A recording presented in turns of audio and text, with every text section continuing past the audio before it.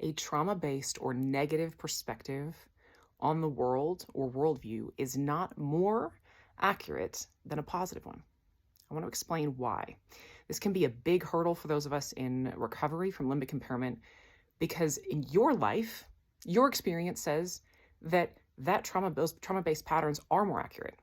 You've learned from life experience things like life is difficult, life is painful, things don't get better, I can't trust myself or other people or life, or that things can get better. And I want to validate a couple of things because this can be a very big hurdle. So one is that has been your life experience. And limbic systems cannot use imagination. We're going to have our expectations based on our past experiences. That's just what it is to have a brain. And we also think that that's normal. Like all of us think that whatever our life experience is on a subconscious level, that's our norm. That's just the way it is. And we can't fathom that it could be different. We can't imagine that. At the same time, so we want to start believing that things can be different. We want to start believing in positive things and things improving and in good outcomes and having faith and trust that good things can happen. And that can also just feel like absolute insanity.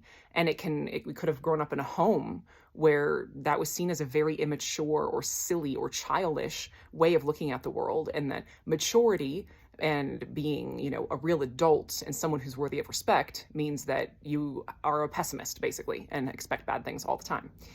So part of this is the only reason that we can expect something different is that you are in this position of rewiring your brain, proactively taking responsibility for creating new positive experiences for yourself.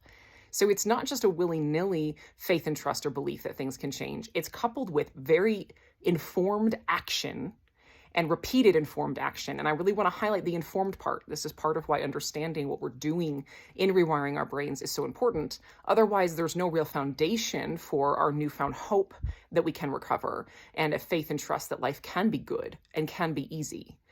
And it can be. It can be. Life can just flow and be easy, and we're full of ease, at least all the time.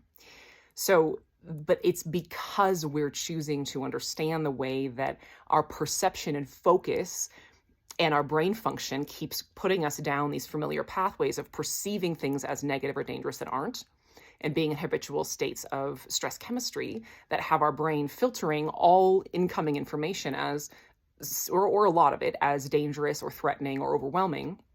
And we will find what we're looking for as well in the world. So if we expect negative things, we will find them. If we expect good things and look for those, we'll find those too.